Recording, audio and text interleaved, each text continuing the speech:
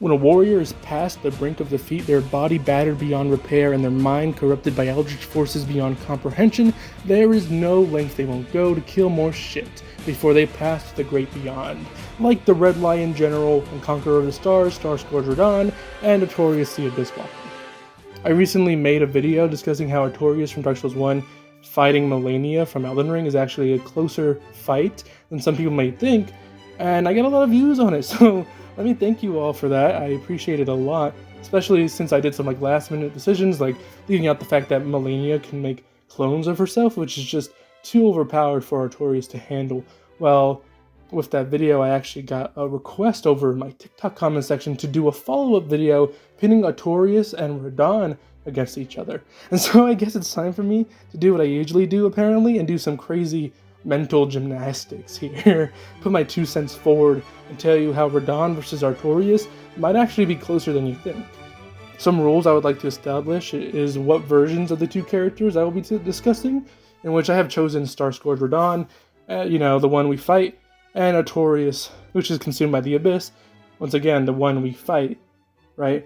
And basically the sole reason for this, the primary reason, is because I imagine Prime Artorias facing off against Prime Radahn. I can't really imagine a world where those two go up against each other and Artorias has any glaring advantages against Radahn. For example, Artorias' cleansing Great Shield, which is something he would use if his arm wasn't broken, nullifies status effects, and this would of course give him an advantage against a powerful foe like Malenia, Malekith even, if he wanted to do that fight, and her rot and his destined to death. But Radahn is built different, to say the least. Radahn, unlike Malenia, doesn't use any status effects to overpower his foes, but instead uses gravity magic and his sheer skill with his two great swords. So Prime Artorias, other than just having a shield to protect himself from said magic, and while his shield item description does say it has a great defense against magic, I feel as if this is more of a hint to the player that the shield is good to use against enemies that use magic.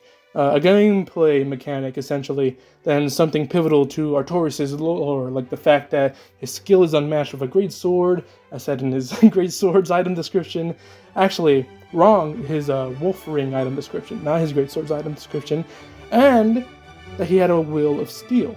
If you disagree with me on this point, let me know in the comments, but when it actually comes to powerful wills and even greater skills in battle, I think Artorias and Radahn are probably the most unrivaled in their own verses, with a couple of exceptions, of course, but they especially outclass any other characters as warriors who sought out to conquer. Artorias trying to conquer the Abyss, even as he's consumed by it, you see him still throwing the Ula Seal Township residents around like ragdolls because they are also far too gone from the Abyss. And Radahn is also such a big fan of war that his Starscourge armor item description says he's obsessed with Godfrey when he was young, to his skill in battle. And even Redmane Freya, one of his closest homies in the army, states that, and I quote, "I know it would pain old Jaren, but war has always suited General Radahn best, and certainly far more than any honorable death. Endless war to invigorate the soul, as befits General Radahn, that great lion." And I'm saying all this because despite having a face full of Malenia's scarlet rot, he continues to battle, not because he's some mindless, scarlet rotted beast that only knows the instinct of battle now, but because he'd rather do that than just sit in a corner of Wailing Dunes where we fight him to eventually die. It is in this same sense that Artorias and Radahn are both the same way if they were to be pinned against each other. Both would fight tooth and nail, because in their lost minds, that's all they can do to satisfy some greater ambition that goes beyond the limits of their abyss or scarlet rotted consumed bodies can contain. With all that said, though, I believe that there are truly a few obstacles, but one in specific for each of these two when they are going up against each other. And for Artorias, there will be a second obstacle he would have to come up against that I think would actually make him lose the fight entirely, but get him pretty damn close in the fight. He would be pretty damn close until the second obstacle comes in. And, we're not always arguing, oh, Artorias just fucking annihilates we're just arguing that he's closer than you might think.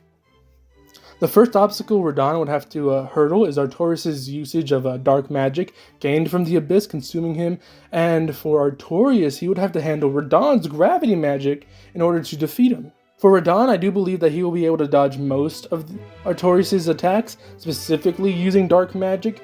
For example, when we look at Artorias' use of dark magic in Dark Souls 1, it is very wild and unpredictable. Artorias is sometimes kind of like compared to being like a random mindless beast. You know, at least some players compare him to like a mindless beast when we're facing off against him. And even one of his moves, his dark magic moves, is using his broken arm to throw dark magic gacha at you like a toxic Elden Ring PvPer. The fact that he uses his broken arm feels like it's supposed to be like a surprise tactic that would probably only work on Radahn once and then never again. But even if Radahn did get hit by this, he would most likely continue in the fight, as dark magic in Dark Souls 1 isn't anywhere nearly as overpowering as like some sort of corrosive, like damaging thing to the physical body as Scarlet Rot is, right? Not to mention that Radahn is way too gone to stop fighting, even if he were somehow heavily injured by this attack. And though that may sound bad for Artorias, the same actually goes for him as well. If he gets hit with a gravity well, for example, he will continue fighting, right? These two have the strongest wills, and with their minds almost gone, they don't care about how injured they are. They just care about killing the other guy, right? So it's in the same sense that they're kind of on that equal playing field here, in that sense. But Artorias actually does have an ability here that could make him have an advantage over Radahn if he plays his cards right. And that is, of course, Artorias' power-up move, in which he is much more aggressive, faster, stronger, and if we take into account like the Night Rain variation of Artorias, in which the power boost also grants him the ability to spawn in heat-seeking humanities, then we believe that when Artorias fights Radahn, he would need to instantly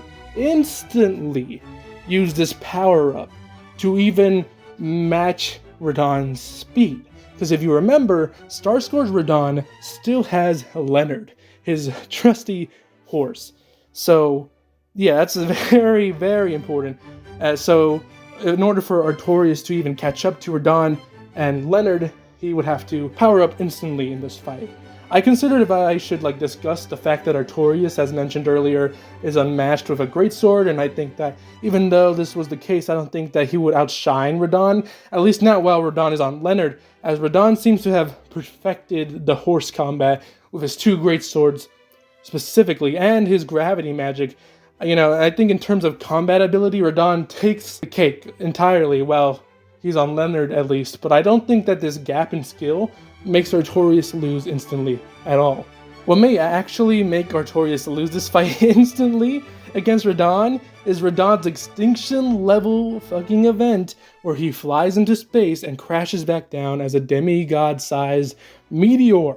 I think when it comes to dodging something of that magnitude, you would need full function of your mental capacities, and it's unfortunately hard to gauge what Artorias might be thinking in those moments, facing off against Radahn's flying meteor in between the time that Radahn gets into flying into space and him crashing down, since his mind and body are both consumed by the Abyss. When we look at how Radahn acts while consumed by Scarlet Rot, he still uses gravity magic. I mean, he's using this damn meteor attack, right? He has profound skill and profound knowledge on how to use that skill.